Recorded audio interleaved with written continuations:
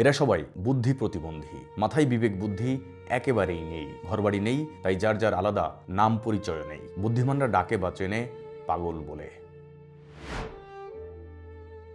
জীবন মানে অবিরাম ছুটে চলা, যা চলতেই থাকে মৃত্যু পর্যন্ত। জীবন গতির, আনন্দের, বেদনার, হাসির আর কান্নার। জীবন ব্যর্থতার, সফলতারও। গতিময় ছোটার কারণে অনেক কিছু পেছনে ফেলে যেতে হয়, হোক প্রকৃতি কিংবা সম্পর্ক। সেক্ষেত্রে অনেক সময় আপনজনের অভিযোগ, এমনকি সম্পর্কও ছেদ হয়। কিন্তু যেসব মানুষ বাধ্য হয়ে আপন মানুষের ছায়ায় বাঁচতে চায়, তাদের পরিণতি এমন হয় কেন? স্বার্থ, দায়িত্ব, অবহেলা নাকি বাস্তবতা? সবই অবিকল মানুষ, কিন্তু রাস্তায় ঠিকানা হয় গ্রীষ্ম, বর্ষা, এমনকি এই কনকনে শীতও হয়তো তাদের কাছে আলাদা ঋতুর মানে বহন করে না। আনন্দ, বেদনা, ভালো মন্দ, স্বাদ, আহ্লাদ, স্বপ্ন, দুঃস্বপ্ন, এমনকি উৎসব পার্বণও হয়তো অচেনা এসব মানুষের কাছে। খাওয়া দাওয়া হয়েছে? না কাকা, কোথায় থাকা হয়? আমি থাকি ও দিকে নাপাড়া থাকি আমরা। ও, বাসার কেউ আছে আর? বাসার নাই কেউ, আমি স্টেশনে থাকি। ও, আর দুনিয়ায় কেউ নাই? আর মেলা দিন 18 বছর হয়েছে। তাড়াতাড়ি বাড়িতে আছে সব, মাই বাবা। আমার বাবা আছে বাড়িতে, বাড়ি আছে, বের আছে, সংসারে গেছে, থাকে ওটা। হ্যাঁ, তো থাকি স্টেশনেতে থাকি। আপনি কেন বাসায় থাকেন না? বাসে থাকি না, নামপুর গ্রাম মতলকে আমি একা একা আই গেছি বাড়ি থেকে। ও বাড়ি আছে না, ও তো বাড়ি থেকে আমি একলা আইছি, ও, একা একা আইছি, তো জানি এখানে থাকি স্টেশনে। তাই? হ্যাঁ, কেউ দেখেন আপনাকে? না দেখে না আমরা কেউ। আমি একা একা বাজার করে একা একা নিয়ে যাই, একা একা খাই, একা একা। আর অন্য তো না আসে, সব ওই লোক নিয়ে যায়, তোরা কি করবি তখন।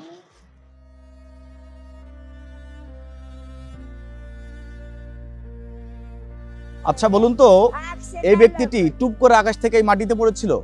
উত্তর যদি না হয়ে থাকে, তাহলে এদের আশ্রয় এখানে কেন? এদের জন্ম কোনো না কোনো ঘরেই নিশ্চয় হয়েছে। অধিকার তো সবার জন্যই। তাহলে এদেরকে মানুষ না বলে পাগল বলি কেন?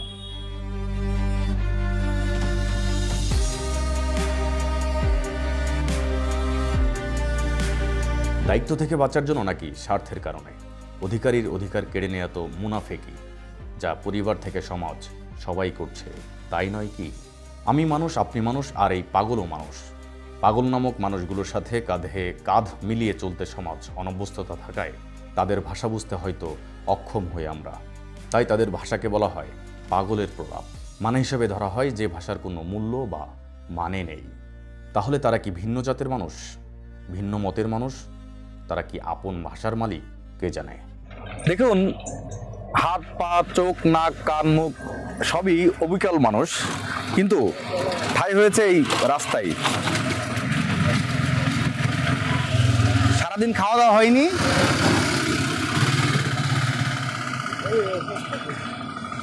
ও, কোথায় ছিলেন এতক্ষণ? এখন তো রাত 12:30 বাজে।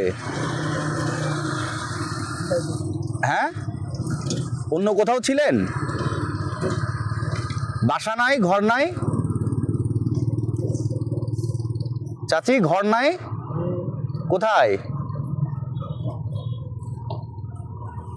কোথায় ঘর? এখানেই শেষ নয়। সবাই জানে মানুষ দুই রকমের, ভালো আর মন্দ। তাহলে পাগল কারা? সমাজ সংসারে সংযোগ না থাকায় এই মানুষগুলোর মৃত্যু, এমনকি দাফনও হয় গোপনে, অথচ সবার সামনেই। যাদের জানাজায় থাকে না স্বজন, এমনকি শোকে কাঁদেন না আপনজন। পার্থিব সম্পত্তির ভাগ না দেওয়ার লোভে অপার্থিব সম্পর্ককে পাগল আখ্যা দিয়ে রাস্তায় ছুঁড়ে ফেলে দেওয়ার ঘটনাও অহরহ এই বাংলাদেশে। সম্পত্তির লোভে বৃদ্ধ বাবাকে পাগল আখ্যা দিয়ে হাসপাতালে ভর্তির অভিযোগ উঠেছে পাবনায়। পরিবারের সদস্য আরেক ভাইকে পাগল বানিয়ে হাসপাতালে ভর্তি করে রাখছে সম্পত্তি দখল করার জন্য। এসব মানুষের অসহায়ত্বের সুযোগ নিয়ে ধর্ষণের ঘটনাও ঘটে অনেক। সেসব ঘটনায় অনেক ক্ষেত্রে নবজাতকের জন্মও হয়, আর বাচ্চা জন্ম দেওয়ার এসব ঘটনাও ঘটে রাস্তার আনাচে কানাচে। কিন্তু স্ত্রী পরিচয় তো মেলেই না, আবার সেসব নবজাতকদের বাবা হন না কাপুর সেরাই। আর এসব নবজাতকদের পরিণতি কি হয় সেটা আপনাদের অজানা নয়।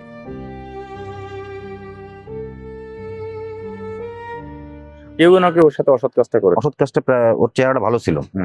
এবং আমার ভাই বলতো, ডাবলুরে ভাই বলতো বাজারে, ওর পাগলামো দেখে আমাদেরও মনের মধ্যে, আমার হোটেল ছিল তো, হোটেলে মনে করেন এসে খাইতো ইচ্ছা মতন, খাই বেরোয় যাইতো, যায় আবার বাজারে ঘুরে বেড়াইতো। ও সবার সাথে মানে এটা সম্পর্ক ছিল। নাম কি ছিল? খাদিজা। ওর বিষয়টা মানে ও 1.5 বছর ছিল আমাদের বাজারে। হ্যাঁ। 1.5 বছর পরেই মারা যায়। তার মধ্যে ওর বাচ্চা হয়। বাচ্চাটা আমরা হলো স্টেশনের ওই পিছনে একটা ঘর আছে, স্টেশনের ঘর, ক্যান্টনমেন্টের একদম গেটে। ওই স্টেশনের ওই গেটেই মনে করেন যে 7 দিন মতন রাখছিলাম বাচ্চারা। তো দেখলাম যে বাচ্চাটার অবস্থা ভালো না, পরে একজনকে দত্তক দিয়েছিলাম। তো এটা অনেক আগের, নামটা আমার মনে নেই। বাচ্চাটা এখন মনে ভালো আছে। পাগলি তো তার 1 মাস পরে মারা গেছে।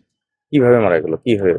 অটোমেটিকলি আমরা লাশ পাইছিলাম ওই ইসের ঘরের ভিতরে, ওই যে ঘরে রাখছিলাম ওই স্টেশনের ওই ঘরের মধ্যে। পরে যে আমরা ওই ফার্মের পিছনে কবরস্থান আছে একটা, সরকারি কবরস্থান, ওইখানে মাটি দিয়েছিলাম। অনেক সময় মানুষের বুদ্ধি প্রতিবন্ধকতার সুযোগ নিয়ে ফাঁসানোর পায়তারাও করেন সমাজের বুদ্ধিমানরাই। এমনকি পাগল আখ্যা দিয়ে, দুর্নাম দিয়ে উল্টো করে ঝুলিয়ে পেটানোর ঘটনাও আছে বাংলাদেশে। এবার ভদ্রপল্লীতে যাওয়ার পালা।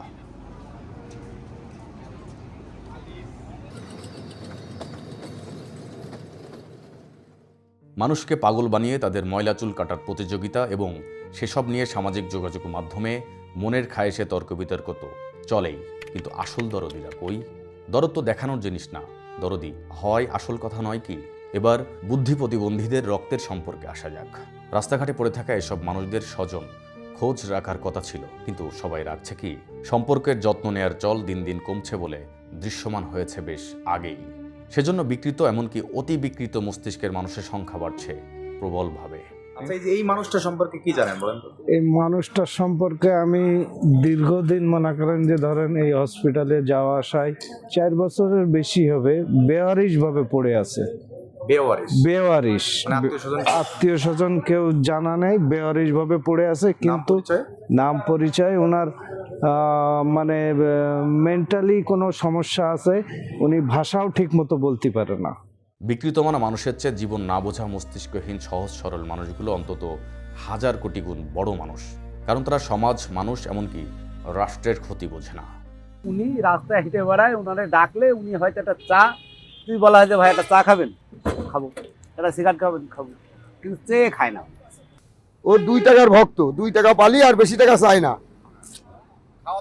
খাওয়া দাওয়া যে দেয় সে খাই, কেউ দিলি খালে, না দিলি নেই, এইভাবে ওর জীবন চলে। পারভেজ। আমরা ছাদ বাগান করি, প্রাণীর প্রতি ভালোবাসাও দেখাই, তবে মানুষ হয়ে মানুষের প্রতি ভালোবাসা নয় কেন? সরকারি সমাজ সেবা অধিদপ্তরের কাজ ছিল পুনর্বাসন করার, কিন্তু তারা এসব মানুষের আশপাশে ভিড়েছে এমন ঘটনাও চোখে পড়ে কই? ওরা মানুষের জন্ম নিয়েছে ঠিক, কিন্তু মানুষের উপাধি পায়নি। নামের সাথে পাগল আখ্যা থাকায় রাষ্ট্র তাদের অধিকারও বুঝিয়ে দেয়নি। এদের জীবনী শক্তি আকাশ থেকেই হয়। পাগল নামের মানুষগুলোর মনের আগুন এভাবেই হয়তো জ্বলে, অন্ধকারেই। কি জানি সেই আগুনেই হয়তো পুড়িয়ে মারবে পাপ আর পাপীদের। বনি আমিন, বাংলাদেশ।